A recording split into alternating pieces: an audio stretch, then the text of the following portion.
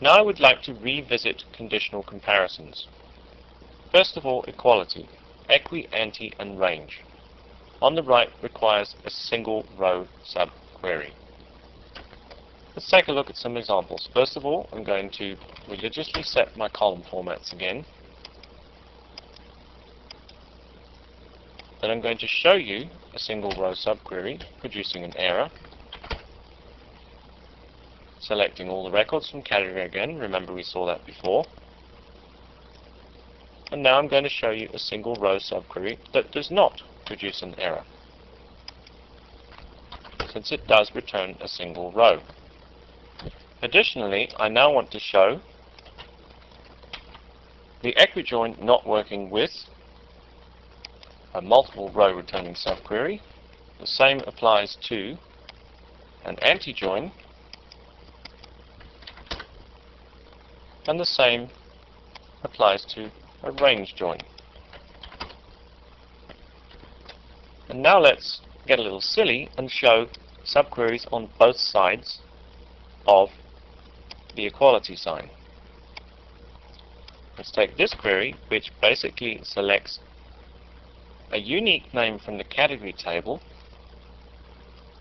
where the distinct category ID on the left is actually equal to 6, and the one on the right is equal to 6 as well. So we're saying 6 is equal to 6. So we copy and paste this one in, and just for fun, we'll run that one. Basically what it does is it joins every category to itself. In this case, we'll use the anti-join and say not equals, and quite obviously we'll find absolutely nothing because there is no category that is not equal to its own category. Here's another example. What this example does is select a unique category name where the category ID is actually greater than the result of this query, which is 1, and the category ID is less than the result of this other subquery, which is 10. The like comparison also requires a single row subquery to function properly. Here's an example using like. I'm joining everything between act, show, and venue, and I'm saying where the venue name is like. Go and select the first row from the venue table. This query here will actually give me one row from the venue table, which is that venue, and I'm just going to go and select the join between the act, show, and venue tables where that venue is actually equal to that venue here. So we get these records, 3 Park, same as this row. The next example, I'm simply going to reverse like and turn it into not like. So I will ultimately find everything which is not 3 Park, which I found before.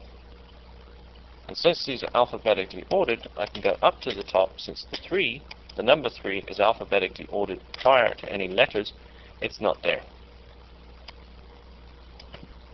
The in comparison condition.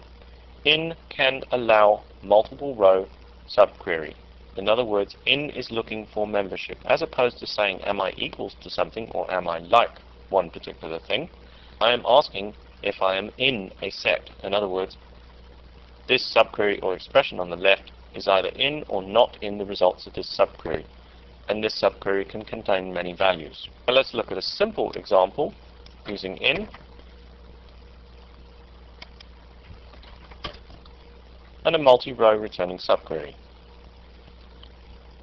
Again, exists or not exists. Remember that exists only allows an expression on the right. It does allow, as in does, a multiple row returning subquery. Multiple row returning subqueries imply a membership restriction on the calling query. Here's an example of exists.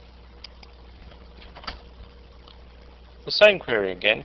Remember, I'm linking the from table from the calling query into the subquery and matching in the subquery based on the index between the calling and subquery.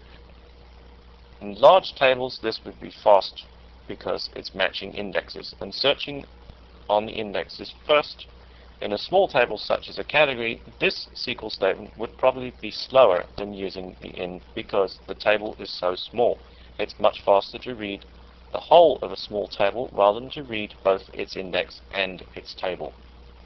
Here's another example, but now we're going to use not exists and get the opposite result. Now we've found all categories which do not have shows. Obviously we have the parent categories because they're not represented in the show table, and then we will not find, for instance, the comedy category in here, which you can see from this alphabetical order that comedy is not there.